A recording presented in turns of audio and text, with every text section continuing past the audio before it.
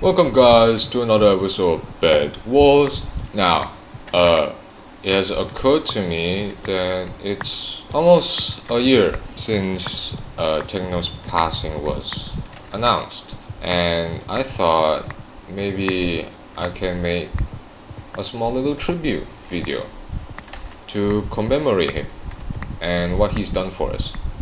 What better way to start off than with a little story time about a young boy named Steve. It was a cold, windy day for Steve. Like any other kid, he was at home watching YouTube videos. While watching Minecraft videos, he found a strange yet interesting person. For once, he was actually entertained. Weeks went by binging his content, but the boy never really understood what made him so fun to watch. Now, if you haven't caught on already, that little boy was me. No, I'm not Steve, but I'm sure we were all like Steve at some point, snuggling in the comforts of our own home, binging YouTube videos when life was much simpler. Personally, I've watched him for almost 6 years now, and growing up, I loved his content. Still do, to this very day. There's just something about him, you know?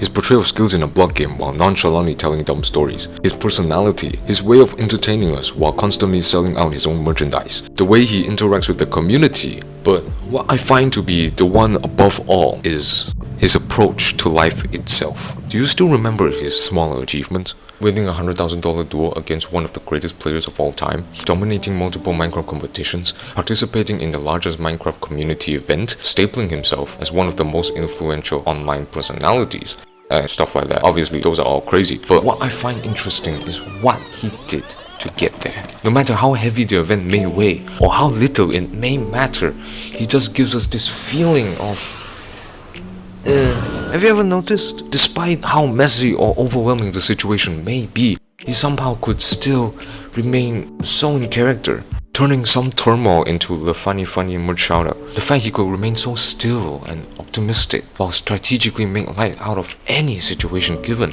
is just something I really look up to. Something about this sort of person just seems so good, you know? While some might worry if one would have any friends, have a promising career, find the love of her life, or whether they actually have hot elbows. But if you actually pay close attention, all this worry really doesn't benefit a whole lot. So just show us those hot elbows. Whatever he wanted to do, he just did it, you know?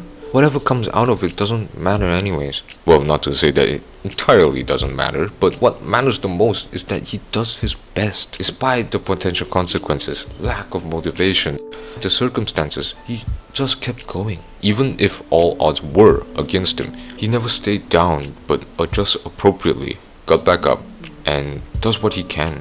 Alright, let me give you a couple of examples. Say from an era where being good at a game while talking about history was apparently what people like watching at the time, to playing different games that people find interesting, to partaking in a multiplayer server with a compelling story, and finally, when battling some of the toughest times, he accepts the challenge, to grow, to change. Now, I certainly believe he experienced his life with absolute fullness from the beginning till the very end. Apart from growing as a person, he can adapt to environments, situations, while having a strong sense of self and remained uninfluenced by things or people. And I find that pretty amazing. Okay, maybe he wasn't entirely that sort of person, but that's the sort of person I kinda want to be. Can't really say the same for everyone here though. As I have mentioned in the previous video, we shouldn't be so worried about how we live our own lives. And he didn't. He never took what people thought of him into too much consideration. He was never scared of expressing himself, his indifference. He just lived his life because that's technically all that matters. So what can we learn from all this? Does that mean we should completely be like him? Deep voice, stand-up personality, have a lust for potatoes? Not really.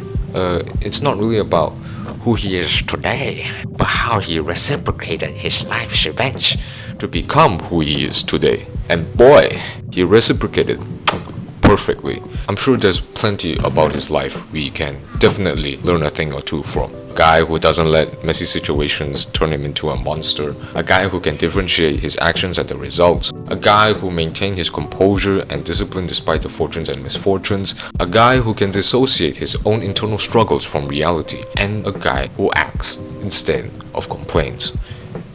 That's quite a lot actually, but most importantly, whatever you want to do, just do your best at it, honestly, because at the end of the day, anything that comes out of it isn't entirely the result of what we do. Neither is it too important, nor can we actually choose for it to happen. The only thing we can choose, however, is what we decide to do today, to do now. I'm sure the man had made many childhoods, many memories, and helped lift the moods of millions of people, myself including. But never gloss over how this man got here in the first place. It was genuinely nice, being oblivious and ignorant back in the day. I'm sure we all missed those times.